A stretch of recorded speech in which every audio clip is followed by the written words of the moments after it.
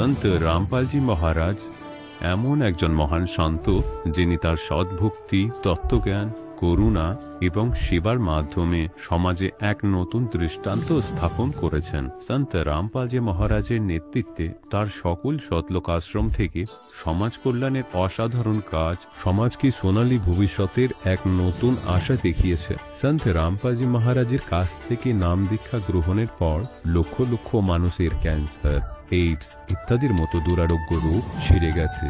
সন্তজির জ্ঞানে অনুপ্রাণিত হয়ে তার অনুগামীরা লক্ষ লক্ষ ইউনিট রক্তদান করেছেন। সন্তজি লক্ষ লক্ষ বোন ও কন্যার যৌতুক মুক্ত বিবাহ করিয়েছেন। সন্তজি লক্ষ লক্ষ মানুষকে নেশা থেকে মুক্তি দিয়েছেন। কোটি কোটি ভেঙে যাওয়া পরিবার আবার জোড়া লেগেছে। সন্তজির আশ্রমে সমাগমের সময় বিনামূল্যে চক্ষু চিকিৎসা, দন্ত চিকিৎসা প্রদান করা হয়। সন্ত রামপালজি মহারাজ সময়ে সময়ে পরিবেশ রক্ষার উদ্দেশ্যে ব্যাপক পর্যায়ে বৃক্ষরোপণ করেন। সন্তজি অভাবীদের তাৎক্ষণিক ত্রাণ সরবরাহের জন্য অ্যাম্বুলেন্স পরিষেবা চালু করেছেন।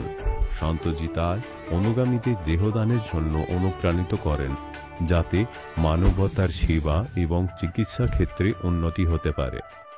সন্ত রামপালজি মহারাজের সকল আশ্রমে প্রতিটি সমাগমে বিনামূল্যে ভান্ডারার আয়োজন করা হয়, যেখানে প্রতিটি শ্রেণী, প্রতিটি জাতি এবং প্রতিটি ধর্মের মানুষ একসাথে বসে খাবার খায়।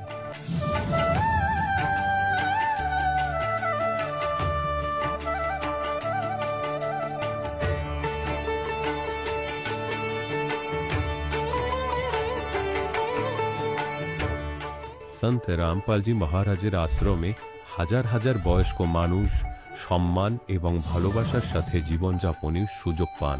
তাদের খাওয়া, থাকা এবং স্বাস্থ্যের সম্পূর্ণ দায়িত্ব সন্ত রামপালজি মহারাজ গ্রহণ করেন।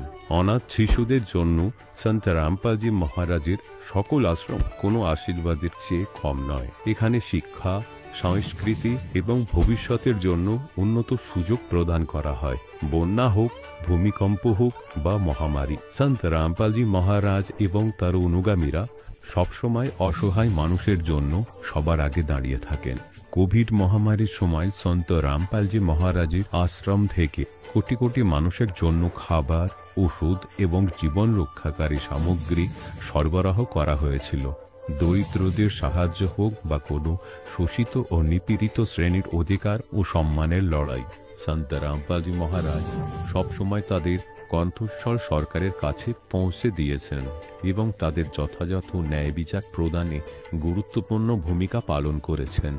সমাজে আধ্যাত্মিক এবং সামাজিক মূল্যবোধ সম্পর্কে সচেতনতা বৃদ্ধিতে সন্ত রামপালজি মহারাজ প্রতিটি পদক্ষেপে মানবতার সত্যিকারের সেবক হিসাবে প্রমাণিত হয়েছেন। সন্ত রামপালজি মহারাজের জীবন আমাদের শেখায় যে সত্যিকারের সেবা হলো সেই সেবা যা নিঃস্বার্থভাবে করা হয়। আসুন আমরা সেই মহান সেবার কাজে এই মহান সাধকের সাথে যুক্ত হই এবং সন্ত রামপালজি মহারাজের কাছ থেকে নাম দীক্ষা নিয়ে আমাদের জীবনকে ধন্য করি।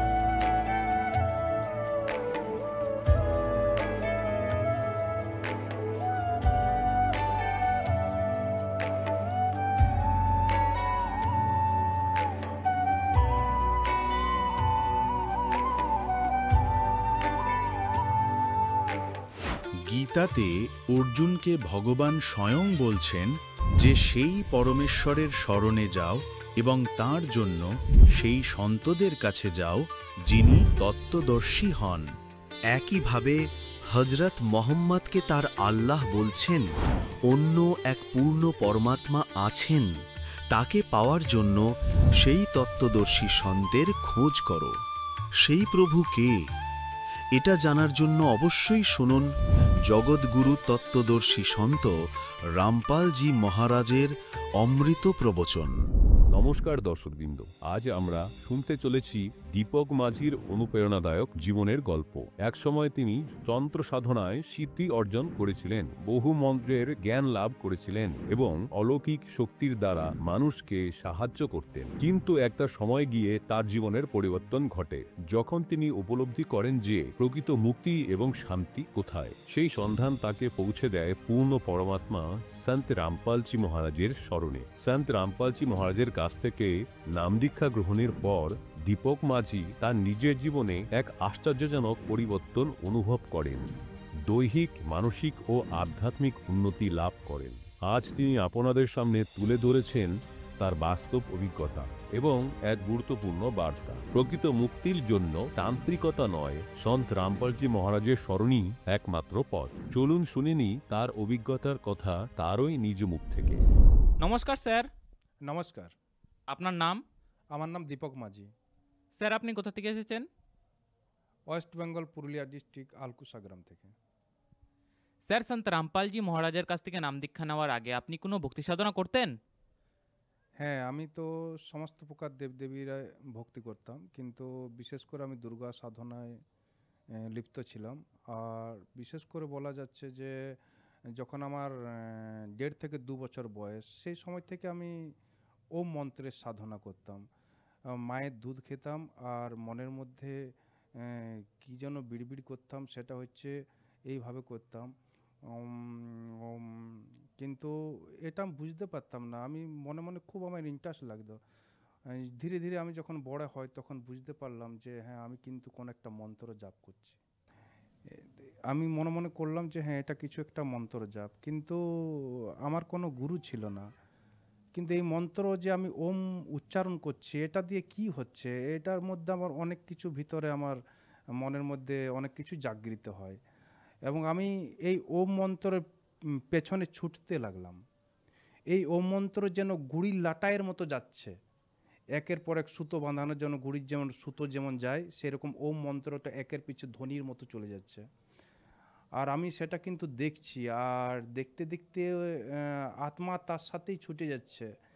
এইভাবে আমি দেখেছিলাম যে সেই ওম মন্ত্রটা কিন্তু শিবলোক পর্যন্ত যাচ্ছে। আর এ দেখে আমার আশ্চর্য হয়। আর ধীরে ধীরে আমি একদিন, আমার একটা ছোট জেঠার ভাই ছিল, সে ভাইকে কিন্তু একটা খারাপ আত্মাতে মেরে দেয়, তাকে ডাইনি বলা হতো। তো সে ডাইনি মেরে দিয়েছিল। আর আমার সেদিন থেকে মনের মধ্যে একটা সংকল্প নিই যে যেভাবে আমার ভাইকে মেরেছে, আমি আজ থেকে কথা দিচ্ছি এভাবে আমাদের গ্রামে কেন, আমি যেখানে থাকবো কারো এভাবে মৃত্যু হতে দেব না। আর সেদিন থেকে আমি খোঁজ করলাম যে আমি একজন তান্ত্রিক হব। তারপর শুরু হয়, আমার দাদু ছিলেন টুংটাং তান্ত্রিক ছিল, তো দাদুর পিঠে আমি তেল দিয়ে দিতাম। তেল দেওয়ার পরে তেল মালিশ করতাম আর দাদুকে জিজ্ঞাসা করতাম, দাদু তুমি না মন্ত্র জানো, সে মন্ত্র আমাকে শিখিয়ে দাও। দাদু বলতে, না রে, এখন তো অনেক ছোট, তোর চেয়ে বড় বড় যারা তারা মন্ত্র শিখতে পারে না, তুই কী করে মন্ত্র শিখবি? বলে, না দাদু, আমাকে শিখাতেই হবে, আমি শিখবো, নইলে তোমার পিঠে তেল দেবো না বা মালিশ করবো না। নিয়ে সে বললো, ঠিক আছে, আমি বলে বলে দিচ্ছি, তুই মনে রাখ। সেভাবে দাদু আমাকে কিছু মন্ত্র শিখিয়েছিলেন। এই মন্ত্র শেখার পর আমি যেখানেই যেতাম সেখানে কিন্তু আমার পেছনে খারাপ আত্মারা আমাকে মারার চেষ্টা করতো, আমার ক্ষতি করার চেষ্টা করতো। তখন মনের মধ্যে আমার হলো যে না, দাদুর মন্ত্র তো ছোটোখাটো, আমাকে আরও বড় হতে হবে। তারপর আমি গিয়েছিলাম, আমার একটা আত্মীয় ছিল, আমার পিসির ভাসুরের কাছে গিয়েছিলাম, তার কাছে আমি মন্ত্র শিখলাম। তার কাছে আমি অনেক মন্ত্র শিখেছিলাম। তারপর আমি ভাবলাম যে আমার কাছে তো অনেক মন্ত্র হয়েছে, কিন্তু আমি এই এলাকার সবচেয়ে বড় তান্ত্রিক হব। এইভাবে আমি পরপর মন্ত্রের 7টা গুরু বানিয়েছিলাম এবং 7টা গুরু বানিয়ে আমি একজন মন্ত্রের শিখরে উঠে গেছিলাম। আমার কাছে কম হলেও 400টা মন্ত্র ছিল। এমনকি নিজেও কিছু মন্ত্রকে আমি বানাতে পারতাম। আমি একদিন কালী মাতাকে বললাম, রক্ষা কালী ছিল, বলে সমস্ত আমি মরা আত্মাদের সাথে কথা বলতে পারতাম। আর কালী মাতার সাথে আমি, দুর্গা মাতার সাথে, ছোটোখাটো যত দেবদেবী আছে তাদের সাথে আমি কথা বলতে পারতাম। আর যারা হয়তো মারা যেত, মোটামুটি 20 বছর আগে মারা গেছে, 30 বছর আগে মারা গেছে, ঘটনা ঘটলো, কেউ হয়তো বললো যে আমার মেয়ের না বিয়ে হচ্ছে না, তোমার কাছে কোনো মন্ত্র নেই যে আমার মেয়ের যাতে বিয়ে হয়ে যায়?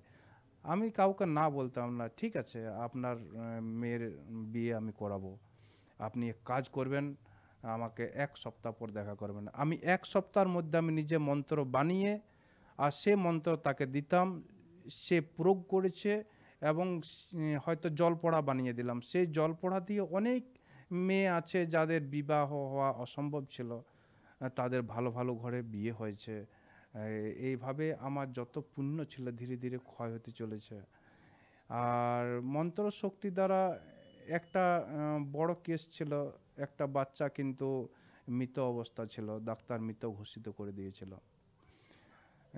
সে ছিল সালকা হসপিটাল আইসিইউ রুমে ছিল। আর তার ছেলেটার বাবা আমার কাছে গিয়ে পুরো মাথা ঠুকাঠুকি করে যে সে, তার বাড়ি হচ্ছে দুবড়াতে, জেলে পাড়ায় তার বাড়ি। তো সে আমার দোকানে এসে মাথা ঠুকাঠুকি করে, বলে আমার ছেলেকে তুমি বাঁচিয়ে তোলো, নইলে আমি এখানে জীবন দিয়ে দেব। আমি তার ছেলেকে কিন্তু বাঁচিয়েছিলাম, এখনও সেই ছেলেটা তার প্রুফড আছে। আর এইভাবে আমি ধীরে ধীরে কি করি, আমার যেটা পুণ্য, যেটা ওম মন্ত্রের দ্বারা যে আমি সাধনা করে যে সিদ্ধি অর্জন করেছিলাম, সেই সিদ্ধি সবাইকে বিলিয়ে বিলিয়ে আমার কিন্তু সব শেষ হতে বসছিল। স্যার, আপনি বললেন আপনি অনেক ভক্তি সাধনা করতেন, আপনি একজন তান্ত্রিক ছিলেন, আপনার মধ্যে অনেক সিদ্ধিশক্তি ছিল যার দ্বারা আপনি মৃত বাচ্চাকেও জীবিত করেছেন। তারপরে সন্ত রামপালজি মহারাজজির স্মরণে আপনি কিভাবে আসলেন? আমার সেই গুরুমা আমার কাছে খুব প্রিয় ছিল। আর সেই গুরুমাকে রাত 2টোর সময় ভালপাহাড়ি গ্রামে, পুরুলিয়া ডিস্ট্রিক্ট ভালপাহাড়ি গ্রাম, পাড়া থানার অন্তর্গত, সেখানে ছিল একটা আশ্রম। সেখানে আমার গুরুমাতাকে রাত 2টোর সময় চিতি সাপে কামড়েছিল। আমি আজ পর্যন্ত যতগুলো কম হলো 200 খরিশ সাপ, চিতি সাপ, যে কোনো সাপে কাটুক না কেন, আমি সবাইকে ভালো করেছি। আজ পর্যন্ত আমার হাতে কেউ ফিরে যায় না। প্রথমবার আমি ফেল হয়ে গেছি, সে গুরুমাকে আমি বাঁচাতে পারিনি। সকালে সে গুরুমা জীবন চলে যায়। আমি দুর্গা মাকে ডাকি, মা তুমি আমাকে আশীর্বাদ দিয়েছিলে যে তান্ত্রিক শক্তিতে তোমার চেয়ে কেউ আগে থাকবে না, তাহলে মা আমি গুরুমাকে বাঁচাতে পারলাম না কেন? তো বলছে, বেটা ওর প্রারব্ধের কর্মে এটা আছে, তুই ওকে বাঁচাতে পারবি না, ওর লেখাই ছিল এরকম। তা আমি বলি, মা আমি জানি মা তুমি ব্রহ্মা বিষ্ণু মহেশের মা, তোমার চেয়ে বড় কেউ নেই, কিন্তু তুমি তো চাইলে সব কিছু করতে পারো, তোমার চেয়ে তো বড় কেউ নেই, তাহলে তুমি সে প্রারব্ধের কর্মটাকে কাটতে কেন পারছ না? ওকে বাঁচিয়ে তোলো মা। তো বললো, ঠিক আছে বেটা, তুই আরেকবার যা, একবার চেষ্টা করে দেখ, আমিও তোকে আশীর্বাদ দিচ্ছি। মা আমাকে আশীর্বাদ দিল। আমি আবার সকালে ওই মরাটাকে নিয়ে খেলা করছিলাম। সেই মরা গুরুমাকে আমি বাঁচাবার অনেক চেষ্টা করেছিলাম, কিন্তু তাকে আমি বাঁচাতে পারিনি।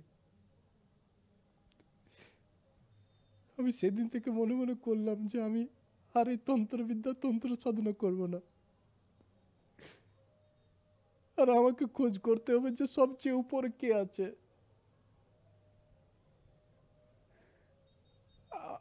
আমি ধীরে ধীরে ইউটিউব দেখি এবং ইউটিউবে দেখতে পাই যে কবির পরমাত্মাই সবচেয়ে বড় এবং সদ্গুরু হচ্ছেন সন্ত রামপালজি মহারাজ। তাকে আমি স্মরণ করি। তাকে আমি যেদিন থেকে স্মরণ করেছি সেদিন থেকে আমি একটা নতুন আলো দেখতে পেয়েছি, নইলে আমার জীবন অন্ধকার হয়ে গেছিল। আজ এমন একটা ঘরে ভূতে আমি যেখানে যেতাম সমস্ত ভূত প্রেতরা বলতো তুমি আমাকে তাড়িয়ে দিচ্ছ, আমি কোথায় যাব? আমি বলতাম তুমি আমার বাড়ি চলে এসো। এইভাবে আমার বাড়িটা ভূতে পরিপূর্ণ হয়ে গেছিল এবং আমার ভূতের সাথেই উঠন বসন সব কিছুই ছিল, কিন্তু জীবনে কোনো শান্তি ছিল না। দুনিয়াটা অন্ধকার দেখছিলাম। দিনের মধ্যে দেখা যেত বাড়িতে দরজা বন্ধ করে দিচ্ছে আমার পরিবারকে, পরিবাররা কান্নাকাটি করতো, তুমি কি এই সকল করছো, তুমি বাড়ি ছেড়ে চলে যাও না, তারপরে অটোমেটিক্যালি দরজা বন্ধ হয়ে যায়, তারপর তোমার নাম নিই তখন দরজা তারা খুলে দেয়। এইভাবে আমি মনে মনে করলাম যে আমি তো বেঁচে যাব, কিন্তু আমার পরিবারকে এরা খতম করে দেবে। হে ভগবান, তুমি এসো আর আমাকে এই জীবন থেকে উদ্ধার করে দাও। তারপর আমি 2020 এপ্রিলের 27 তারিখে পরমাত্মার স্মরণ গ্রহণ করলাম এবং আমার জীবনের সমস্ত দুঃখ আস্তে আস্তে কেটে গেল।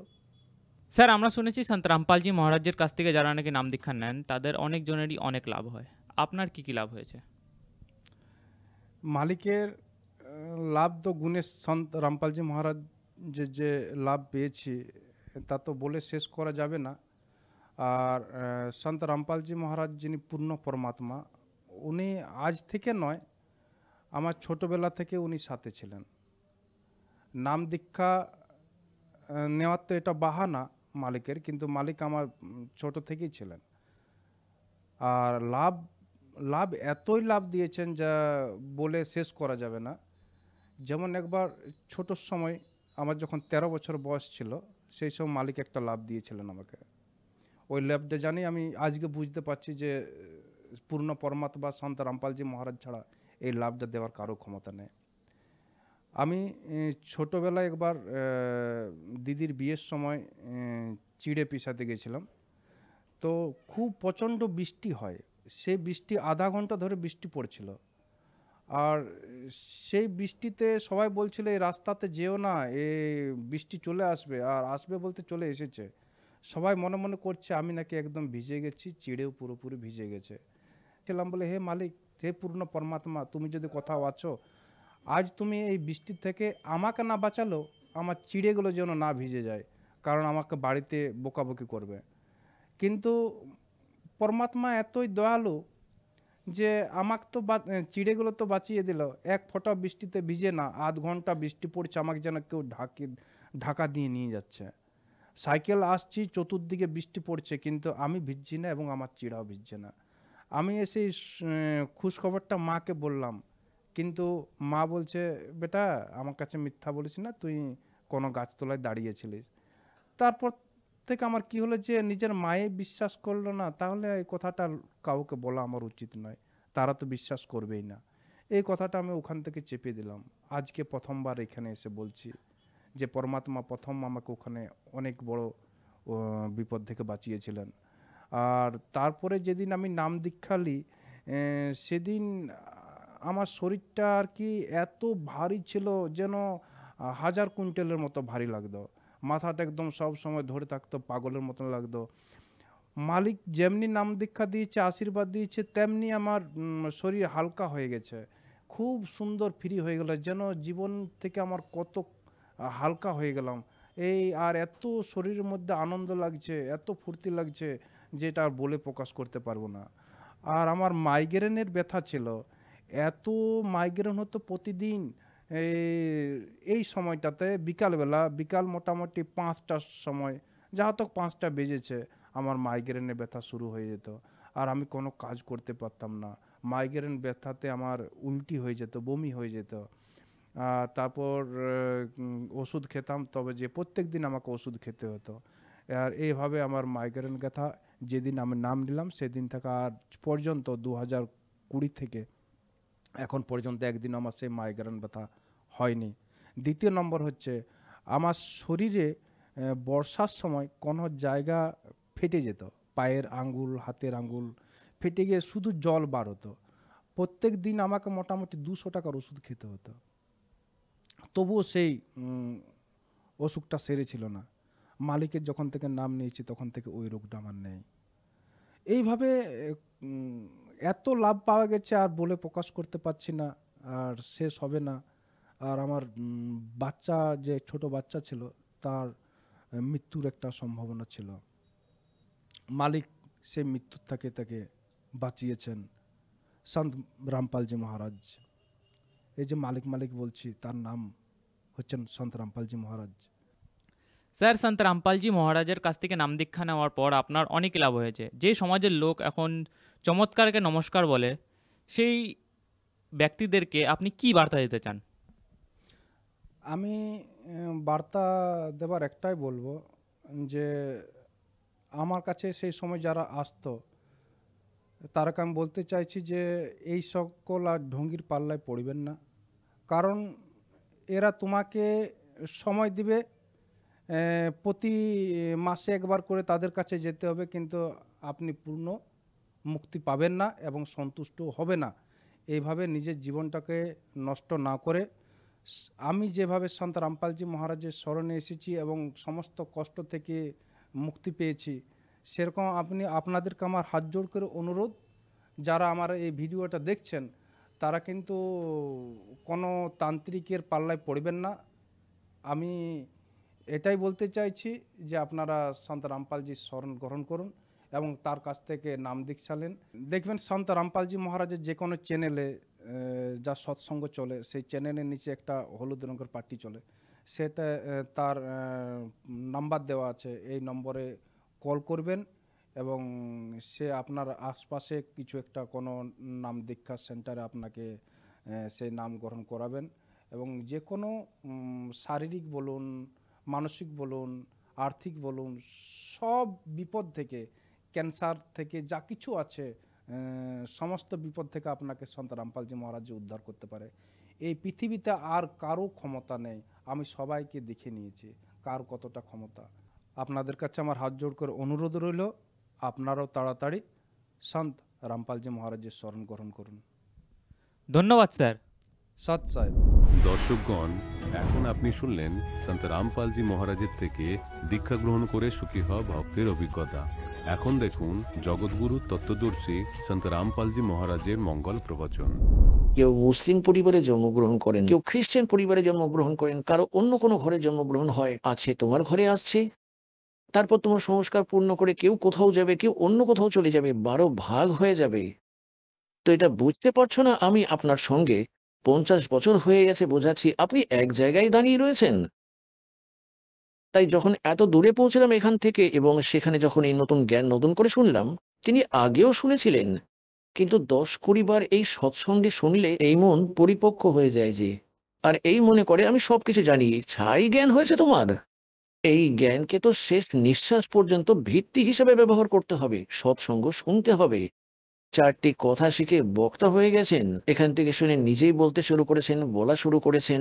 কারণ এটি এমন জ্ঞান যে এই জ্ঞান শুনে সাধারণ মানুষ প্রশংসা করতে শুরু করবে এবং তারপর তাকে এই প্রশংসা ডুবিয়ে দেবে সেই প্রাণীকে। তাই এই আধিপত্যের ক্ষুধাও জীবের ধ্বংসের কারণ হয়ে দাঁড়ায়। ধর্মদাস এইরকম ভেবেছিলেন যে আমার সব জ্ঞান হয়ে গেছে। ওখানে গিয়ে বুঝতে পারেন যে, বলতে লাগেন, আমি তো সেখানেই দাঁড়িয়ে আছি যেখান থেকে শুরু করেছিলাম। আপনি আমার চোখ খুলে দিলেন ভগবান। হে পরমাত্মা, আমাকে এখান থেকে পাঠিয়ে দিন, না হলে এই পাকে আমি আবার ফেঁসে যাব যে। তখন ধর্মদাসজি জীবন্ত সমাধি গ্রহণ করলেন সেখানে, যে আমাকে পাঠিয়ে দিন দাদা। পরমাত্মা বলেন, ঠিক আছে, বসো এই গুহায়। সামনে পাথর রেখে দিলেন। মালিককে তো পাঠাতেই হতো, পাঠিয়ে দিলেন তার আত্মা। তার আগে ধর্মদাসজিকে সন্তুষ্ট করলেন, বললেন যে, ভাই দেখুন, ধর্মদাসজির তবু বারবার এই কথা মনে আসছিল যে, দয়া করুন দাতা। এখন তো পরমাত্মা বলেছিলেন যে আমি। ধর্মদাসজি বললেন, ভগবান, আপনি বলেছেন যে মধ্য প্রজন্ম যখন আসবে, কলিযুগ যখন 5505 বছর পেরিয়ে যাবে, 5505 বছর, ওই সময় মধ্য প্রজন্মের সময় হবে, তখন প্রাণীরা পার হয়ে যাবে।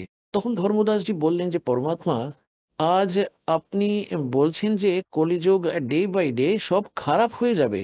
দিন প্রতিদিন মানুষের আচার আচরণ খারাপ হয়ে যাবে কলিযুগে।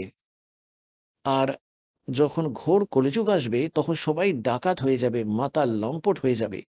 তো পরমাত্মা 600-500 বছর আগে যখন ওই সময় আসবে, ওই সময় তো মানুষ আরো খারাপ হয়ে যাবে। তখন কিভাবে পার হবে সে? আমার বংশধররা কিভাবে পার হবে? তখন পরমেশ্বর কবিরজি বলেছিলেন, ভাই, এই 12টি সম্প্রদায় চলবে কালের, আর দ্বাদশ সম্প্রদায় হবে গরিব দাসের। আর ওই গরিব দাসের মধ্য দিয়ে আমি আবার আমার মহিমার বাণী প্রকট করব,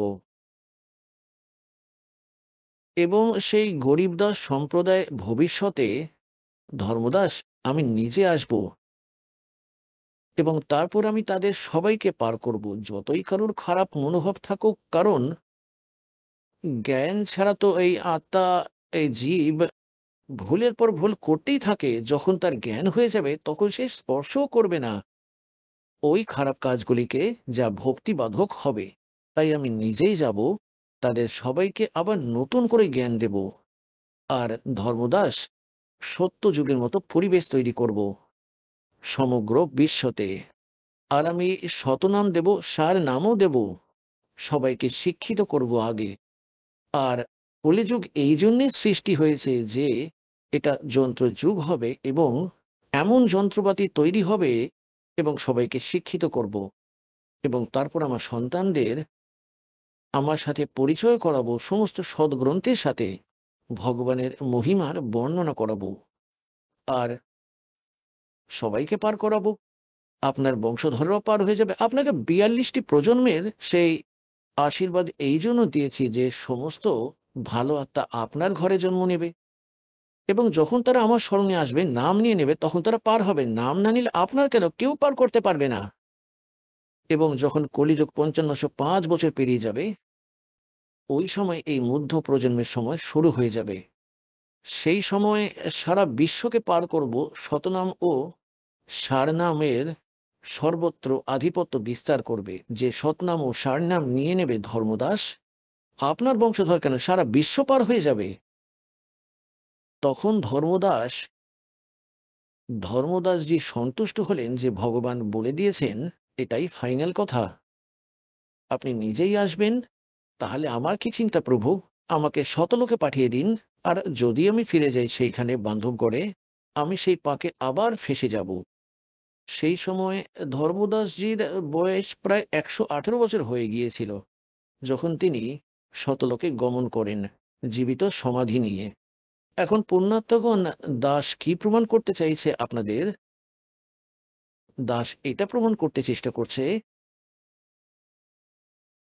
যে এটা এমন মূল্যবান ভেষজ, এত মূল্যবান জ্ঞান, এবং এমন এই কার্যকর মন্ত্র পরমাত্মা লুকিয়ে রেখেছিলেন আপনাদের জন্য। সবচেয়ে কাছে ছিলেন ধর্মদাসজি, তাকেও পুরোপুরি নিষেধ করে দিয়েছিলেন যে যেন তিনি কোথাও উল্লেখ না করেন এই শতনাম এবং সারনামের। যে সব মহাপুরুষদের তিনি সাক্ষাৎ করেছেন তাদের সকলকে মন্ত্র দেন, কিন্তু তাদের সকলকে নিষেধ করে দেন, এবং তারা একনিষ্ঠ ভক্ত ছিল। গুরুজি যা বলে দিল তাই ফাইনাল, সংসার যেদিকে যাবে যাক না। গুরুজির যা আদেশ ছিল তাই শিরোধার্য ছিল। সারা বিশ্ব একদিকে আর গুরুর বচন অন্যদিকে। তারা এমন একজন মহাপুরুষ ছিলেন, সেই জন্য তাদের সচখণ্ডে নিয়ে গেছিলেন, ফিরিয়ে আনেন এবং তাদের সাথে থাকেন। আর ভক্তি করো বাছা, তোমাকে সর্বসুখ দেব, শতলোকে নিয়ে যাব। একইভাবেই শ্রদ্ধেয় নানক সাহেবজির সঙ্গে ভগবান দেখা করেছিলেন বেই নদীতে, এবং সচখণ্ডে নিয়ে যান। সবকিছু দেখানোর পর ফিরিয়ে আনেন যে শতনামের মাধ্যমেই মুক্তি হবে। আমি কাশী বেনারসে ধানকের কাজ করে থাকি, তাঁতির ওখানে চলে আসবে। এখন এই কথার বিশ্বাস নানক সাহেবের হচ্ছে না যে ভগবান আর তাঁতির কাজ করেন। যখন ফিরিয়ে আনেন তো শতনাম ছাড়া মুক্তি নেই। আর শতনাম কোথায় পাবো? পরমাত্মা বলছেন, আমি নিজেই বেনারস শহরে আছি। সব লীলা করেন। যখন সেখানে গিয়ে দেখলেন, তিনি দেখলেন বেনারসে বসে পরমাত্মা সেই রূপ যা তিনি সচখণ্ডে দেখিয়েছিলেন। তখন নানক সাহেবজি বলেছিলেন, ভাই सूरत मुल्क की वेश ए ठगवाड़ा ठगी देश खरासियाना बोता बारिये धानक रूप रहा करतार। তো দাসের বলার উদ্দেশ্য এটাই যে, তো নানক সাহেবজিও কোনো শিখকে ওই 2 অক্ষরের মন্ত্র জাপ করতে দেননি। সার নামের কোনো কথাই নেই, সেটা তো অনেক দূরের কথা। আর তিনি স্বয়ং জাপ করতেন, এর এক প্রমাণ আছে। ভাই বালাবালি জন্মসাখী সমুদ্রের সাক্ষীতে যে নানক সাহেব যে ওই 2 অক্ষরের নাম জাপ করতেন, যার মধ্যে একটি ওম আর একটি গুপ্ত রয়েছে, তিনি একেবারে সঠিক জাপ করতেন। এই দাস বারবার সার্বজনীন করতে পারেন না সেই মন্ত্রটিকে। যাদের শতনাম প্রাপ্ত আছে তারা জানেন ওই শতনাম কোনটি। তো বলার উদ্দেশ্য এটাই যে নানক সাহেবজিকেও নিষেধ করে দিয়েছিলেন যে উল্লেখ করবেন না। এমন ধাক্কা দিয়ে দিয়েছেন মর্দানিকে যে সমগ্র শিখ সমাজ তাতে এতটা ভয়ভীত হয়ে গিয়েছিল যে এ মন্ত্রে জাপ করতো না, উল্লেখও করতো না। কারণ কি ছিল? धर्मदास मेरी लाख दुहाई, ये सार शब्द कई बार न जाई, सार शब्द बाहर जो पढ़ी, ये बिचली पीढ़ी हंसनी तरही। যদি এই সার নাম বাইরে চলে আসে তো আমার সন্তানরা মধ্য প্রজন্মের হংস পার করতে পারবে না। তো পুণ্যাত্মাগণ, এই সমস্ত খেলা আপনাদের জন্যই হচ্ছিল। ধন্য আপনাদের মাতা পিতা যাদের থেকে আপনার জন্ম হয়েছে। ঠিক এই রকম প্রাইম টাইমে আপনার মানব জীবন নারী এবং পুরুষের আর সবচেয়ে পুণ্যবান আত্মা তিনি, যিনি শতলোক আশ্রম বড়বলায় পৌঁছেছেন। যে যে কোনো মাধ্যম থেকে বা কোনো বই পড়ে বা সিডি শুনে বা কোনো ভাইয়ের দ্বারা অনুপ্রাণিত হয়ে যদি কেউ দেখতেও আসে যে দেখি তো প্রথমবার সেখানে কি রয়েছে, এরকম অনেক ভক্ত পরমাত্মার হংস এই প্রেরণা নিয়ে আসে যে দেখে আসি, দেখি তোমার গুরুজির আশ্রম দেখে আসি। যখনই এই জ্ঞান শুনে সবাই ক্ষুধার্ত ভগবানের জন্য, সবাই সেই পরম পিতাকে চায়। পৃথিবী এই কথা ভুলেই গেছে, তাদের আত্মা জাগ্রত হয়ে যায় এবং নাম নিয়ে চলে যায়। সৌভাগ্য তাদের, যাদের ভাগ্য ভালো তারা এখানে এসে নাম নিয়ে চলে যান, তো এখানে চলে আসে। তাই এখানে আসা, এই দীক্ষা গ্রহণ করা এবং এই সমস্ত মন্ত্র গ্রহণ করা, তো এটা কোনো ছোট কথা নয়। আপনি সাধারণ আত্মা নন, আপনি পরমাত্মার অত্যন্ত প্রিয় আত্মা। আর ধন্য সেই মাতা পিতা যাদের থেকে আপনি জন্ম নিয়েছেন। তো পুণ্যাত্মাগণ, আপনারা সন্তান, আপনারা হিরে ও মুক্ত ওই পরম পিতার। কবি সাহেব বলেন যে পোতা মারু স্বর্গ মে আর যা পেঠু পাতাল। গরিবদাস জি বলছেন যে কবি সাহেব বললেন, গরিবদাস খোঁজত ফেরুं ঢুंढत ফেরুं আপনি হিরে মতি লাল। আপনারাই সেই হিরে মুক্ত এবং লাল। কারণ আপনারা যদি হিরে মুক্ত বা লাল কোথাও কাদাতেও পড়ে থাকে বা বালিতে পড়ে থাকুক, জোহরি যদি একবার দেখতে পায় সে তখনই সেটা তুলে নেবে এবং ভিতরে রাখবে, পকেটের ভিতরে, যেন কেউ দেখতে না পায়। তো আপনারা হলেন সেই লাল। দাস কিন্তু আপনাকে চিনতে পেরে গেছে আর আপনি আপনার পরমাত্মার পরিচয় পেয়ে গেছেন। আর আপনাদের এখানে সাধারণ আত্মা আসতে পারে না, সেই পরমেশ্বরের বিশেষ আত্মারা, তারাই সবচেয়ে আগে আসবে। তারপর কি হবে? আগে যখন পরমাত্মা স্বয়ং এসেছিলেন 600 বছর আগে, তো সেই সময় যে কোনো জায়গায় দাঁড়িয়ে একতারা নিয়ে তুম্বুরা বলে তাকে, রাস্তার মোড়ে দাঁড়িয়ে যেতেন ঠিক যেমন বাজিগর তামাশা দেখায়। মধুর কণ্ঠে তিনি অমৃতবাণী বলতেন। আত্মা কিন্তু সেই পরমাত্মাকেই চায়। আর যারা সর্বপ্রথম যারা আমার সাথে যুক্ত হন, তারা যারা কোনো না কোনো যুগেই এই কলিযুগের এই সময় আগে ভক্তি করেছে, তারা এখন যারা ভক্তি করছেন, এখন লক্ষ কোটি সংখ্যায় তারা ঠিক পার হয়ে যাবেন। আর কিছু এমনও থাকবে তারা কিন্তু ঠিকই পিছলে যাবে, লক্ষ কোটি পিছলেও যাবে। এটা এমন সময় আসবে। তো সেই সময় যারা পিছলে গিয়েছিল তারা আবার সংস্কার বশত, কেউ ইতালিতে, কেউ ইরাকে, কেউ ইরানে, কেউ অন্য কোথাও, কেউ ভারতবর্ষে আবার কাল ফেলবে। প্রথমে তো তাদের উপরে দেখে দেবে, কারণ আপনি সেই মূল্যবান মন্ত্রগুলি জাপ করছেন, যাদের আশ্চর্য মূল্য রয়েছে। একটি নিঃশ্বাসে 100 নামের কত মূল্য বলা হয়েছে যারা প্রাপ্ত করেছেন। গরিবদাস সাহেবজির পরমাত্মার কাছ থেকে প্রাপ্ত জ্ঞানকে কিভাবে বলেছেন? सत्य नाम पालड़ रंग होरी हो, 14 लोक चढ़ावे राम रंग होरी हो, 3 लोक पास्यंग धरे रंग होरी हो, तो ना तुलाया राम रंग होरी हो। একটি দাড়িপাল্লার একটি পাল্লায় একটি শতনামের 2 অক্ষরের মন্ত্র সে বিধিপূর্বক জাপ করে গুরুজির কাছে নিয়ে গিয়ে দাসের কাছে, অধিকারীর কাছে। আর এক নিঃশ্বাসের মূল্য ঠিক কতটা রয়েছে, তার ওজন কত, এর শক্তিটাই বা কত। একটি দাড়িপাল্লার এক পাল্লায় একটি শতনামের মান রাখুন, এটির এত ওজন হবে সেটার। এবং 14 লোক, দ্বিতীয় পাল্লায় 14টি লোক রাখুন, বিষ্ণুর লোক, শিবের লোক, ব্রহ্মাজির লোক, দুর্গাজির লোক, এবং এই সমস্ত খেরে দ্বীপ এবং এই তল বিতল এই যত 14টি লোক চাপিয়ে দিন। আর 3 লোক পাশঙ্গ ধরে, 3টি লোক অর্থাৎ পৃথিবী, স্বর্গ এবং পাতাল লোক। পাসাংটা কি একটু বুঝিয়ে দিই তাহলে। এখানে হরিয়ানার ভাষায় গরিবদাস সাহেবজির এই অমূল্য জ্ঞানের কথা বলেছেন। পাসাং কি হয়? দাসের জন্ম এক কৃষক পরিবারে হয়। আমাদের বাড়িতে বাড়িতে ব্যবসায়ী লোকরা গম, ছোলা, বাজরা এইসব কিনতে আসতেন। তাই আগে স্থানীয় দাড়িপাল্লা হতো, আগে হাত দিয়ে ধরে ওজন করত। এটি এভাবে এভাবে ঝুলতো, তার উপর বাঁধার জন্য একটা দড়ি থাকতো, বেঁধে দেওয়া হতো তার সেন্টারে, 2 পাশে পাল্লা ঝুলতো। তো আমার বাবা বলতেন, ভাই বণিক মানে লালাজি, আপনার পাল্লা পরীক্ষা করান, এর মধ্যে পাসাং আছে কি? পাসাং মানে ত্রুটি।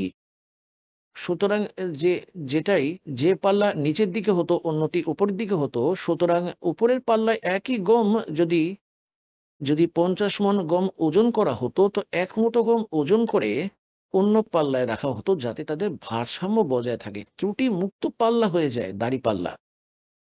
তাকে পাসং বলা হতো। ওই গম থেকে তুলো 1 মুঠো দাড়ি পাল্লার একটি পাল্লায় রেখে ব্যাস, ওটা তো পাসাং, সেটা তো ওজনে নেই। সেই ওজন তো আলাদা করে করা হবে, সে 50 মণ গম কিনবে। তাই এখানে গরিবদাস সাহেবজি বলছেন, সত্য নাম এক পালড়ে রঙ হোরি হো, আর দ্বিতীয়তে 14 লোক চढ़ावे রাম রঙ হোরি হো, এর মূল্য 14 লোকের মূল্য এক সাইডে রেখে দিন, এবং এই পৃথিবী লোক এক প্লেটে রেখে দিন কেটে। বলছেন 3 লোক পাসাং রাখুন, পৃথিবী লোক, স্বর্গলোক এবং পাতাল লোক। তো একটি শতনামের মূল্য, তো না তুলায়া রাম রঙ হরি হো। এই রাম, এই নাম এই রকম খুশি দেবে আপনাকে। তাহলে এই শতনামের একটি মূল্য, একটি নিঃশ্বাস আপনি নিয়ে নিলেন তো কত মূল্য হবে। আর আপনি কত জপ করে থাকেন, কত ধন ভক্তি আপনি ব্যাংক ব্যালেন্সে তৈরি করেছেন, এই ব্যাংক ব্যালেন্সই আপনাকে পার করাবে। আর এখানকার নকল ব্যাংক ব্যালেন্স আপনাকে এখানেই কেঁদে ফেলে মেরে দেবে। তাই পরমাত্মা বলেন, আপনারা এই পথই গ্রহণ করুন। তাই দাস যা বুঝতে চাইছিল তা হলো যে সর্বপ্রথম এখন ওই পূর্ণ আত্মাগণ আসবে, যারা আগে ছেড়ে গিয়েছিল গত কলিযুগে, চতুর্যুগ যে আসে, এবং তাতে আবার কোনো এরকম কলিযুগেই এই বাজি লাগে। তো ওটা তার এখন যেমন কেউ 2 বছর নাম নিয়েছে, কেউ 4 বছর নাম নিয়েছে, কেউ 10 বছর নাম নিয়েছে, এবং তারপর সে নাম ছেড়ে দিয়েছে। কারণ যে পড়বে সেই থেকে যাবে, সে এখান থেকে দূরে সরে যাবে। এখন কি বলছে, সতগুরু বিমুখা যোগ যোগ রোয়ে আর মানুষ জন্ম পাকে খোয়ে। শতগুরুর নাম নিয়েছে সদ্গুরু থেকে, এবং তারপর তার থেকে বিমুখ হয়ে গেছে, ছেড়ে দিয়েছে নিজের কোনো দোষের কারণে, বা তার মধ্যে কোনো দোষ এসে গিয়েছে, কোনো পাপ এসে গেছে। তো বলছে, সতগুরু বিমুখা যোগ যোগ রোয়ে আর মানুষ জন্ম পাকে খোয়ে। তাই একটি নিঃশ্বাসের মূল্য ঠিক কতটা। এবং প্রথম মন্ত্র, আপনি যে এই সমস্ত দেবতাদের মূল মন্ত্র আপনি পেয়েছেন, এটিও একটি খুব অদ্ভুত মন্ত্র, এর মূল্য অনেক। তাহলে এই কাল কি করবে? আপনাকে কিভাবে নাচাবে। যেমন প্রথম মন্ত্রতে গণেশজির মন্ত্র রয়েছে, এটি মূল মন্ত্র ওনার, এই মন্ত্র ছাড়া কোনো লাভই হবে না, আর এই মন্ত্রটিও অধিকারী থেকেই হতে হবে। এখন পুণ্যাত্মগণ, এখন যেমন আপনি কোনো কর্মকর্তা, ডিসি বা এসপির কাছে গিয়ে থাকেন, একটি সরল আবেদন নিয়ে যান, তাহলে তিনি তার সময় অনুসারে ব্যবস্থা নেবেন। এবং তার উপর যদি কারোর সিল লেগে যায়, কার বলুন, মন্ত্রীর, মুখ্যমন্ত্রীর বা প্রধানমন্ত্রীর কোনো সিগন্যাল কোড ওয়ার্ড তার উপরে আদেশ থাকে, তো 5 মিনিটের মধ্যেই ওই কাজ সর্বপ্রথম হয়ে যাবে। একইভাবে পূর্ণ সন্তর থেকে নাম নিয়ে এবং তারপরে এই মন্ত্রে জাপ করা হয়। এটি মূল মন্ত্র, তাই অবিলম্বে কাজ করবে। তিনি সতর্ক হয়ে যান যে দেবতা যে এটা কার মাধ্যমে এসেছে, তাহলে সে লাভ পাবে। যেমন আমাদের এই হরিয়ানায় এই মহিষ, এটি একটি নাম। যেমন ষাঁড় হোক বা ছোট হোক মহিষ, আর তাকে যদি মহিষ মহিষ বলে ডাকেন তো সে কোনো পাত্তাই দেয় না। আর তাকে একবার বলে দাও হরর, তার এইভাবে দেখবে সে। এটা এটা এটা তার কোনো কোড ওয়ার্ড, এটাই তার মূল মন্ত্র, যার দ্বারা সে আকৃষ্ট হয় তার নিয়ন্ত্রণের বাইরে। তাই একইভাবে এটি মূল মন্ত্র।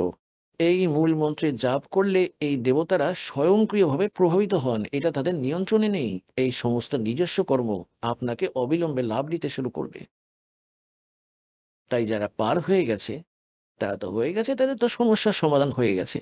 আর যারা রয়ে গেছে তাদের কাল কিভাবে নষ্ট করবে সেই ভক্তির, সে প্রতিটি শহরে প্রত্যেক লোকে রেস্টুরেন্ট তৈরি করে রেখেছে যে, আর সেখানকার যে দেবতা সে কমিশন নেয় আপনার পুণ্যের, এবং এইভাবে তারা তাদের লোক চালাচ্ছে। তো গণেশজির লোকে যাবেন, কারণ আপনি গণেশজির মন্ত্র জাপ করেছেন, সেখানে কোনো দেবতা হয়ে যাবেন, সেখানে কোনো গণ হয়ে যাবেন, আর আপনার পুণ্য, ওই মন্ত্রে উপার্জিত পুণ্যকে সেখানে নষ্ট করে তারপর আবার ব্রহ্মাজির লোকে চলে যাবেন। সেখানেও কিন্তু আপনার পুঁজি নষ্ট হয়ে যাবে, সুখ সব পাবেন যা ওখানে নকল সুখ রয়েছে। নাচ, গান, অপ্সরা, বিবাহ, বিয়ের মস্তি ইত্যাদি সব হবে সেখানে, কিন্তু পকেটটা কাটবে তো আপনারই। ঠিক যেমন কেউ হোটেলে গেলে বা রেস্তোরাঁয় থাকে, সে তার পকেট অনুযায়ী তার টাকা খরচ করে, তার পুঁজি যা আছে নষ্ট হয়ে যায়, খরচ হয়ে যায়। আর সেই সব সুবিধা উপলব্ধ রয়েছে, ঘন্টি বাজাও, সবকিছু খাও, কিন্তু পকেট কাটছে তো তারই। একইভাবে প্রতিটি যুগে, প্রতিটি লোকে, প্রতিটি দেবতার জন্য যে সাধনা আপনি করছেন সেখানে সেখানে যাবেন, তারপর বিষ্ণুর লোকে যাবেন আপনি, তারপর শিবের লোকে যাবেন, তারপর দুর্গার লোকে যাবেন, নিজের পুঁজি ধ্বংস করতে থাকবেন এবং এইভাবে এগিয়ে যাবেন। যারা শতনামে জাপ করে রেখেছে তারা আবার ব্রহ্মলোকে যাবে। ব্রহ্মলোকে এই কাল আর কি ছলনা করে রেখেছে, ওখানে 4টি বিভাগ করে রেখেছে, স্বর্গকে 4টি ভাগে ভাগ করে রেখেছে, এবং তার নাম লিখে দিয়েছে নকল, শতলোক, অলোকলোক, অগমলোক, অনামী লোক। আর যে দ্বিতীয় মন্ত্র শতনামের যে জাপ রয়েছে, শতনামের ভিতরে 2 অক্ষরের নাম আছে, তা ব্রহ্মলোকে, যা যা সর্বপ্রথম স্তরের ব্রহ্মলোক, তাতে নষ্ট করাই। আর দ্বিতীয়ত যে মন্ত্রটি তার সাথে, তাকে উপরের লোকেতে সে উপরে একটি পৃথক স্থান বানিয়ে রেখেছে, তার সে উন্নত মানের হোটেল, তাতে নষ্ট করাই। আর যে শতনাম পেয়ে গেছে ওই প্রাণীকে পরমাত্মা আবার এসে যখন তার মানব শরীর প্রাপ্ত হয়, তাকে পুনরায় গ্রহণ করে, তাকে নতুনভাবে আবার তৈরি করে দেন, জ্ঞান দিয়ে দেন। এখন দেখুন পুণ্যাত্মগণ, কোথায় আপনার ফাইনাল গেম আছে। এটা যদি আপনি বুঝতে পারেন এই কথা, নিজের কল্যাণ করান, মর্যাদায় থাকুন, যতটা ভক্তি আপনি করেছেন সেটা যথেষ্ট। পরমাত্মা সবকিছুই জানেন, এই কালের লোকে কে কতটা ভক্তি করতে পারবে, তাই তিনি এমন 100টি টেনশন দিয়ে রাখেন একটি ব্যক্তিকে। বলুন তো জীব কি করে পার হবে, কি করে ভক্তি করবে? তাই জন্য তিনি এমন অমূল্য মন্ত্র দিয়েছেন যে সারাদিনে 100, 200, 500 মন্ত্র শতনামের যদি করে নি তবুও পার করে দেব। মালিক এটা ভালোভাবেই জানেন এরা করতে পারবে না, এমন হাল করে রেখেছে এই শয়তান। তাই পরমাত্মা এমন অমূল্য মন্ত্র দিয়ে রেখেছেন যে এর মূল্যই এত অদ্ভুত, এতে নিজে থেকেই আপনার ভালো পুণ্য সঞ্চিত হয়ে যাবে। এখন যেমন এক ব্যক্তি 200 টাকা রোজগার করে একদিনে, আর একটি এমন ব্যবসা বানিয়ে দিল কেউ যে ডেলি 2 লক্ষ টাকা আয় হবে, যে তাতে 10 কোটি 50 হাজার লাভও হতে পারবে তার। তো আপনাকে ওই ব্যবস্থা দিয়ে দিল, ওই পদ্ধতি দিয়ে দিল যাতে আপনার বেশি উপার্জন হয়। তো এই প্রকার এখন যারা থেকে যাবে, এখন যারা যারা সারনাম প্রাপ্ত প্রাণীও থেকে যায়, সারনাম প্রাপ্ত হয়ে গেছে, তার মানে এই না যে মুক্তি পেয়ে গেছে। যেদিন আপনি সামান্য ভুল করবেন ওই দিন কাল আপনাকে গলা টিপে ধরবে, যা কিছুই প্রাপ্ত করে থাকুন আপনি। পরমাত্মা বলেন, জব লগ হংসা হামারি আনা, আন মানে সীমার মধ্যে, আর কাল লাগেনি তেরা বানা।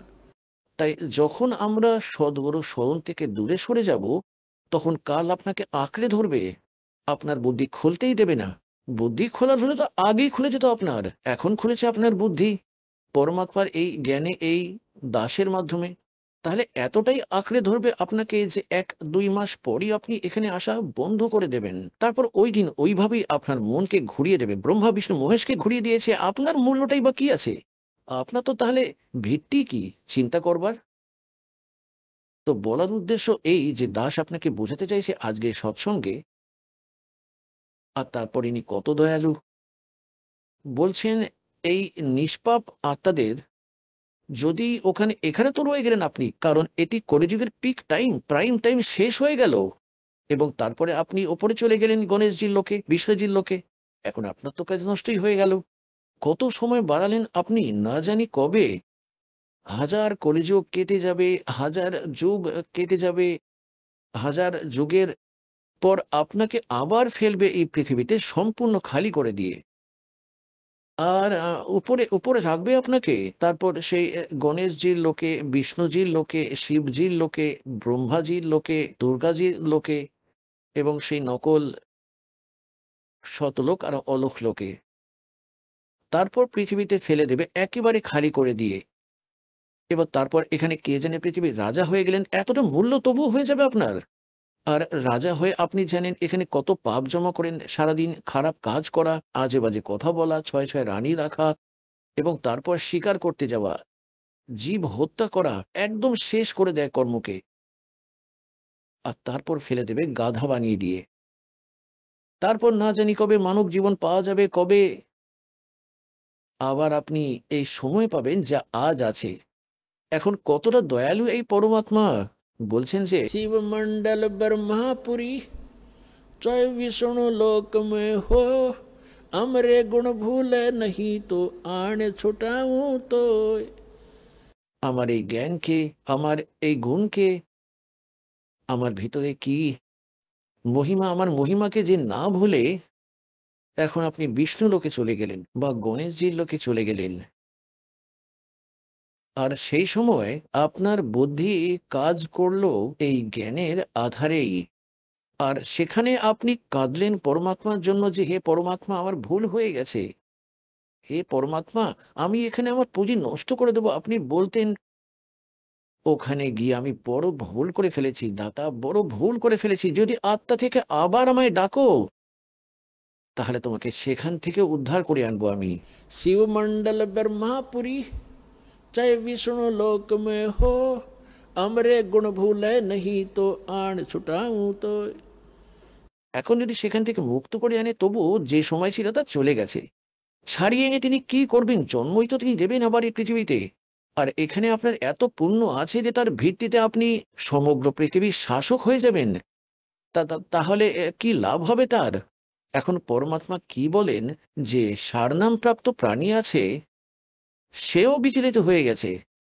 তার আবার মনে পড়ে যায় যে গুরুজি এইটা বলতেন, আমি তো ভুল করে চলে এসেছি, এখানে তো আমার পুঁজি নষ্ট হয়ে যাবে। তো সেখানে মালিক সেখানে যান এবং তাকে বলেন, ছাড়ো একে, সে ব্রহ্মা হোক বা বিষ্ণু হোক বা শিব অথবা দুর্গার লোক হোক না কেন, আর বলবে একে ছেড়ে দাও আমার হংসকে। তাহলে তার কি করবে? সে এই বেনিফিট পাবে যে পরমাত্মা এখানে এক ব্রহ্মাণ্ডের ভিতরে নিজের মিনি শতলোক বানিয়ে রেখেছেন। পুণ্যাত্মগণ, এটাই মূল জ্ঞান, এটাই তত্ত্বজ্ঞান, এটি সেই গুপ্ত জ্ঞান যা এখনো পর্যন্ত কাউকে মালিক বলেননি, এই দাসের উপর দয়া করে রেখেছেন। তো এর ভিতরে প্রতিটি ব্রহ্মাণ্ডের ভিতরে পরমাত্মার এইরকম, যেমন প্রতিটি দেশে একটি করে রাজদূত ভবন রয়েছে। তো এই পরমাত্মা সেই প্রাণীকে এরা কি কম হবে যারা এই রকম কোটি কোটি সংখ্যায় বিচলিত হবে, লক্ষ কোটি সংখ্যায় যদি লেগে থাকে তবে পারও হবে। তো তাকে মুক্ত করার পর যখন সে বুঝতে পারে, সেখানে গিয়ে মনে পড়ে যায়, তখন তাকে সেখান থেকে মুক্ত করে মিনি শতলোকে নিয়ে রাখবেন এবং তার উপর কেমন দয়া কেমন করবেন, তাকে পৃথিবীতে আবার আবার ফেলতেই হবে, তাকে সত্যযুগ থেকে আবার জন্ম দেবেন। তার হাতে লাগতে দেয় না কালের এই উপরের লোকেতে। তো সত্যযুগে ভালো আত্মাদের যেমন আপনি দেখতে পান, সত্যযুগ কিভাবে আসবে, কলিযুগ কবে ধ্বংস হবে, মোট 43,20,000 টোটাল সময় হলো 4 যুগের। আর 4,32,000 সময় এই কলিযুগের। যখন কলিযুগ শেষ হবে ওই সময় সূক্ষ্মবেদে লেখা আছে যে সমস্ত প্রাণী আমিষভোজী হয়ে যাবে আর 20 বছর আয়ু মানুষের থেকে যাবে। তার মধ্যে 15 বছর বয়সে সে জোয়ান হয়ে যাবে, তরুণও হয়ে যাবে এবং সন্তান হয়ে যাবে এবং সে মারাও যাবে। বাড়ি ঘর থাকবে না, ভূমিকম্প অনেক হবে, গাছে পাতা গজানো বন্ধ হয়ে যাবে, ফলের তো কথা ছেড়েই দাও। আর সকলে আমিষভোজী হয়ে যাবে, একে অপরকে খেয়ে যাবে, খুব খারাপ অবস্থা হয়ে যাবে, নির্লজ্জ হয়ে যাবে, কেউ ভক্তির ধারে কাছেও আসবে না এবং গর্ত করে বসবাস করবে, জমি উর্বরও থাকবে না। বলা হয়েছে 3 हाथ अंश खेच लेत कलयुग धरती का और उगे कोई ना बीज हाल कह दो पृथ्वी का। পরমাত্মা সূক্ষ্ম বেদে বলেছেন কলিযুগে যখন শেষ হবে 3 হাত, 1 হাত এতটা লম্বা, 1 হাত হয় 1.5 ফুটের, তার মানে 4.5 ফুট নিচে পর্যন্ত পৃথিবীর উর্বরতা হারিয়ে যাবে। এবং এখন আপনারা দেখতে পাচ্ছেন কতটা ইউরিয়া, কতটা সার প্রয়োগ করা হচ্ছে, এটিকে নষ্ট করছে নিচের পৃথিবীর উর্বর অংশকে। এখন আপনি শুনলেন সন্ত রামপালজি মহারাজের মঙ্গল প্রবচন। আসুন এখন শুনি সন্ত রামপালজি মহারাজের থেকে নাম দীক্ষা গ্রহণ করে এবং সদ্ভক্তি করে আশ্চর্যজনক লাভ অর্জনকারী অনুগামীদের অভিজ্ঞতা। নমস্কার দর্শক বৃন্দ, জীবন কি শুধু কষ্ট আর সংগ্রাম? যদি সত্যি মুক্তি পাওয়ার কোনো পথ থাকে তবে কি সেটা খুঁজে পাওয়া সম্ভব? আজ আমরা আপনাদের সামনে তুলে ধরছি এক অনুপ্রেরণামূলক জীবন কথা। সমাচরণ খিদারি, যিনি দীর্ঘদিন ধরে শারীরিক অসুস্থতা, মানসিক অশান্তি ও পারিবারিক সমস্যায় জর্জরিত ছিলেন, কিন্তু আজ তিনি সম্পূর্ণ বদলে গেছেন। অষ্টাঙ্গ যোগের পথ থেকে সন্ত রামপালজি মহারাজের স্মরণে আসার পর কিভাবে তার জীবন বদলে গেল, কিভাবে হার্টের সমস্যা, শ্বাসকষ্ট, এমনকি অলৌকিক ভয়ের হাত থেকে মুক্তি পেলেন, কি এমন শক্তি আছে এই নাম দীক্ষায় যা তাকে নতুন জীবনের স্বাদ এনে দিল। আপনি যদি সত্যের সন্ধানে থাকেন, যদি জীবনে শান্তি, সুস্থতা আর কল্যাণ চান, তবে এই গল্পটি আপনার জন্য। দেখুন সম্পূর্ণ ইন্টারভিউ এবং জানুন কিভাবে সন্ত রামপালজি মহারাজের আশীর্বাদ জীবনের মোড় ঘুরিয়ে দিতে পারে। নমস্কার স্যার। নমস্কার। আপনার নাম? সমাচরণ খিলারি। আপনি কোথা থেকে এসেছেন? আমি ঝাড়গ্রাম থেকে। স্যার, সন্ত রামপালজি মহারাজার কাছ থেকে নাম দীক্ষা নেওয়ার আগে আপনি কি কি ভক্তি সাধনা করতেন? আমি যোগমার্গে ছিলাম, অষ্টাঙ্গ যোগমার্গে। দিয়ে আমি ওখান থেকে নাম দীক্ষা নিয়ে ওই সব করতাম। শারীরিক অবস্থা খুব একটা ভালো ছিল না, দিয়ে এরকম থাকতাম। তারপরে আমি নাম দীক্ষা নেওয়ার আগে আমার শরীর খুব অসুস্থ হয়ে পড়ে। অসুস্থ হওয়ার পরে আমি আস্তে আস্তে জানলাম লোকের কাছ থেকে যে বারিপাদায় অ্যাডমিশন হয় এইসব বিভিন্ন রোগের ব্যাপারে অষ্টাঙ্গ যোগ মার্গে। দিয়ে আমি সেই মার্গে আস্তে আস্তে গেলাম। গিয়ে ওখানে খবর নিলাম। খবর নিয়ে সরাসরি আবার নিয়ে একসঙ্গে পরে নিলাম। আবার দেখে শুনে আমি বলছি মেডিসিনও করতাম। মেডিসিন চালালে আবার বাড়ে আমার ব্যাপারটা, এই শ্বাসকষ্ট, শারীরিক অসুবিধা আরও বাড়ে। আর ঘরের অবস্থাও খুব একটা ভালো ছিল না, অশান্তি। দিয়ে ঘরে আমার পরিবার ছাড়া আর অন্য কেউ নেই, মা বাবা তো অনেক দিনই স্বর্গীয় হয়ে গেছেন। দিয়ে তারপরে আবার আমি ওইখানে বাড়িপাদাতে আমি অ্যাডমিশান হতে চলে যাই একজন বুড়ির সাথে। দিয়ে ওখানে গিয়ে বলে বাবা তুমি এখানে অ্যাডমিশান হতে এসছো? আমি হ্যাঁ অ্যাডমিশান হতে এসেছি। কী সবই বললাম ইতিহাস শরীরের সম্বন্ধে। আমার শরীর এরকম দুর্বল হয়ে পড়েছে আর শ্বাসকষ্ট হচ্ছে, যেমন এক্ষুনি মারা যাবো এইভাবে। হ্যাঁ, দিয়ে তারপরে ওখানে বলছে তাহলে ঠিক আছে বেটা, প্রত্যেক সপ্তাহে আসতে হবে এখানে শেখার জন্যে অষ্টাঙ্গ যোগ মার্গ। একবারে তো শেখা যাবে না, প্রায় আসতে হবে তোমাকে। দিয়ে তারপরে বললো তোমার ওয়াইফকেও আনতে হবে। দিয়ে বলছি হ্যাঁ, আমি আগের সপ্তাহে হলাম, আবার পরের সপ্তাহে নিয়ে গেলাম। ওইরকম আতা যাতা আপ ডাউন করতে করতে তারপরে মেডিসিন ওইরকম হালকা হালকা চালাতাম। 2-1 বছর চালালাম, তারপরে মেডিসিন আমি আর করতাম নি, ওইভাবেই চলতো। দিয়ে হট করে আমার ওই শারীরিক অসুবিধা আরও বেরিয়ে পড়ে। দিয়ে তারপরে আমাদের আবার যাই গিয়ে বলে ঠিক আছে তুমি আবার ভালো করে করো, টেস্টও করে সেখানে, তাতেও কিন্তু যাচ্ছে না। দিয়ে ওই অবস্থাতে আমি খোঁজ চালালাম, না আমি ছেড়ে দিব মেডিসিন করব, এইভাবে মনে মনে করতে লাগলাম। স্যার আপনি যখন যোগ মার্গের সাথে যুক্ত ছিলেন, তাহলে সন্ত রামপালজি মহারাজজির খোঁজ কোথা থেকে পেলেন? আমি ওই রকম খোঁজ পেলাম আমাদের রমেন ভকতজি ঝাড়গ্রাম থেকে। ও একটা আমাকে বই দিয়ে এলেন, জ্ঞান গঙ্গা, বলে এটা পড়বেন। দিয়ে জ্ঞান গঙ্গা পড়ার পরে আমি অনেকটা উপলব্ধি করতে পারলাম এই পথটাই কিন্তু আমাদের ভালো। দিয়ে আমি আস্তে আস্তে পড়লাম, চুপচাপ ছিলাম এরকম 6 মাস ধরে। তারপরে আমি আবার বাড়ছে আমার শরীরের অসুবিধা, ঘরেরও অশান্তি বাড়ছে।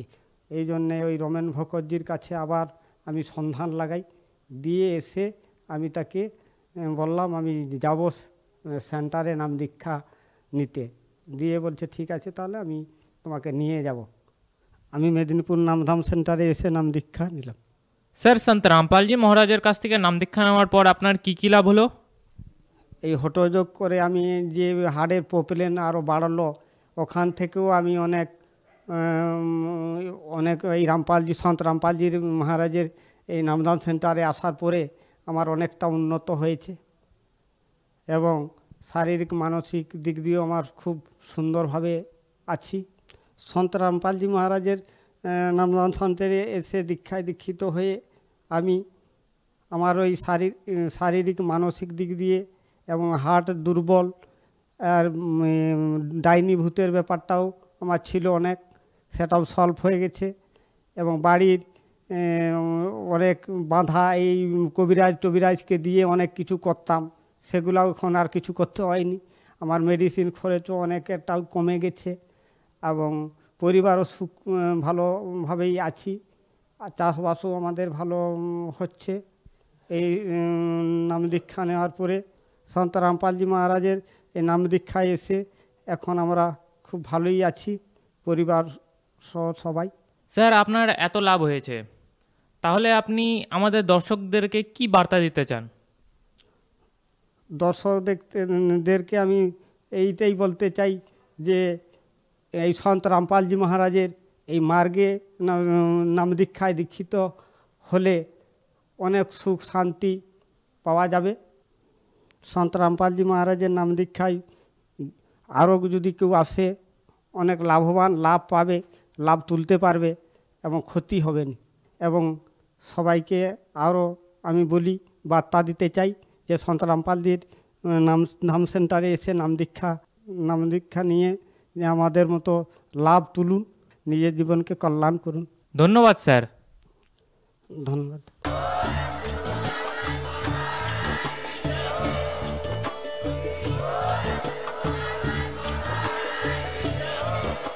আপনারা শুনছিলেন জগৎগুরু তত্ত্বদর্শী সন্ত রামপালজি মহারাজের মঙ্গলময় প্রবচন। অধিক তথ্য জানার জন্য ভিজিট করুন আমাদের ওয়েবসাইট www.jagatgururampalji.org।